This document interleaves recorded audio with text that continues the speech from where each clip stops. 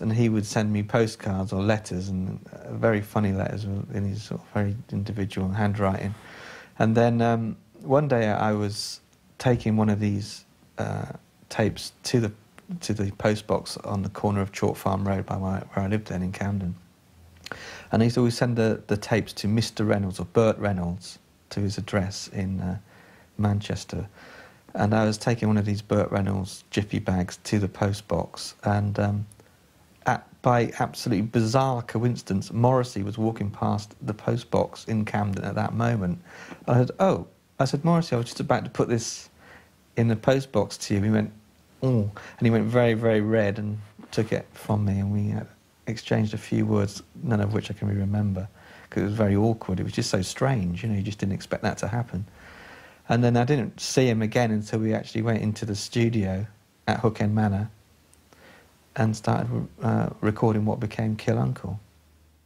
Late in 1990, Morrissey, Nevin and production duo Langer and Winstanley retreated to the rural Hook End Manor studios to begin work on the new album. It felt quite comfortable, and Morrissey, you know, he's not comfortable in restaurants where, you know, there's the meat thing and all that stuff, so we could all do what we were told there, and it was good for him, and maybe it was good for all of us. It was good to share, especially the walks that I used to have with him. I remember them, and you know, it's just it couldn't have happened in London or any city, you know, to actually vaguely try and get to know someone and understand them. I always remember the first day that I went there. I turned up in my car and I was very nervous because, you know, I didn't really know anybody, and it was the sort of first thing really that I'd done after the Fairground attraction breaking up, and it was also at the same studio, Hook End Manor, where we'd actually split up, so it was all very strange in itself.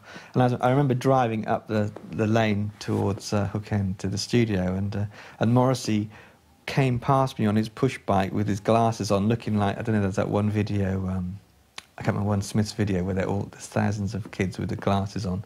And it just looked like a Morrissey video coming to life in front of me. It was very funny.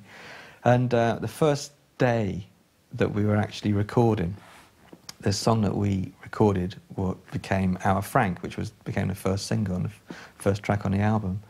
And Mark Bedford, who was the bass player from Madness, it was basically in the studio. It was myself, Mark and Andy Parisi on drums, and we could all see each other, and I was in a little booth with a guitar and everything. And Morrissey came in to his booth, and they put lots of slapback Elvis style echo on his voice, and we started playing. And when he started singing, because it was the first time I'd heard the songs, it was when we recorded them, you know, it's like, it wasn't like usually you've heard the demo 100 times. It was just like, so it was like I was just playing the part that I'd sent him, and he was singing the lyrics for the first time for me to hear, or for us all to hear. And when he sang, you know, give me a drink, oh, I'm going to be sick all over your frankly vulgar red pullover, Mark and me just looked at each other and we just started laughing, because the lyrics were so funny, but also it was just so funny somehow, finding yourself in the studio with Morrissey. It was a bit like, God, who'd ever have thought, you know? And I remember we were just laughing so much, tears were running down our face, and we were desperately trying to carry on playing, you know, because we didn't want to blow it. And I think we just about hung in there, but when we actually got to the end of the song, we were holding our stomachs. Morrissey would just sit in his booth, enjoying the effect that he was having, I think. The thing about working with Morrissey, and especially at Hook End, is that you get into his world, and I think it's the only way I could work out of working with him was that you get completely involved in his world. And it's quite a selfish thing in a way, but it's also very rewarding. And because I liked the man, it was really worthwhile. Although the sessions were productive and fruitful, both Nevin and Langer were at times confused by Morrissey's methods. There was so little real communication, the way that most musicians have, you know. I don't remember really sitting there and having a conversation. It was just like I would bring what I'd brought to it. Morrissey would not be there a lot of the time. He would be in his room writing another lyric for another song, or doing whatever he did up there, and he would turn up with his lyrics printed out, go and do his vocal, and very often just go again. And Clive Langer, who was producing it, and Alan Winstanley would just kind of take over and put other instruments on, or... It was a very strange way of working. I found him so mysterious. I suppose maybe I thought that we were going to continue from where November had gone, and that maybe I would have been more involved, or whatever, but I just had a good time making Kill Uncle with Mark and everything anyway. So it wasn't... I just accepted it. I accepted that, you know, Morrissey doesn't choose the kind of music I would necessarily choose, but it's my job to make the most of what I'm given. And that's what I felt we did, and it was really enjoyable. But it was an album totally out of time. I mean, there was like the Mondays coming up and all that, and it was like all baggy and rave, and we were like we were kind of raving in ourselves, but we weren't raving in the right fashion. Kill Uncle was released in March 1991. Mark Nevin's attempts to steer Morrissey's music away from Johnny Marr's legacy were met with indifference both critically and publicly, and with the two singles failing to break the British top 20, it appeared that Morrissey had strayed too far from his musical origins.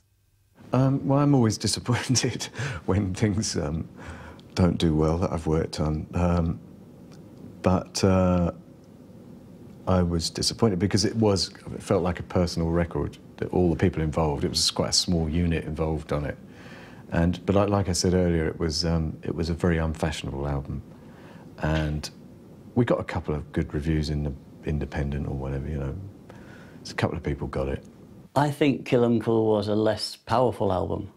There were one or two songs on it which were very, very good. One of them which I adapted into French. That was There's a Place in Hell for Me and My Friends, but it was less powerful than the other one. It was getting further and further away from the Smiths, and with the first album with Stephen Street, then they were trying to do a Johnny Marr, and it worked very well. Mark Nevin seemed to be a reasonable choice, but I don't think Kill Uncle, anyone would say... I would be astonished if Kill Uncle was anyone's favourite Morrissey album. That may not be Mark Nevin's fault. It just feels, when you run through those tracks, you think, oh yeah, I half remember that. I half remember Frank, and I half remember The Harsh Truth of the Camera Eye, but you'd be hard-pushed. Driving Your Girlfriend Home actually is rather one of the better ones, because like a lot of Morrissey's works, anything with a bit of sexual mystery about it is always intriguing for us Morrissey watchers, because the old is he, isn't he, what is he debate has raged for many years.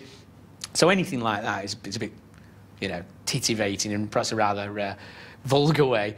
But the songs themselves are pretty average. I think he was most probably getting carried away with the idea of Morrissey being a star rather than actually thinking about what he was working on, you know, the quality of the songwriting and so on.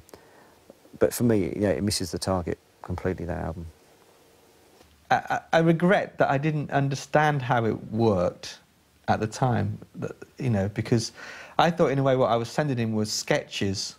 You know, I thought they were beginnings of a collaboration. I thought that I'd send him some music and he would maybe come round or at least write back and say, hey, that's good, but I need an extra bit there, or maybe we could repeat that last chorus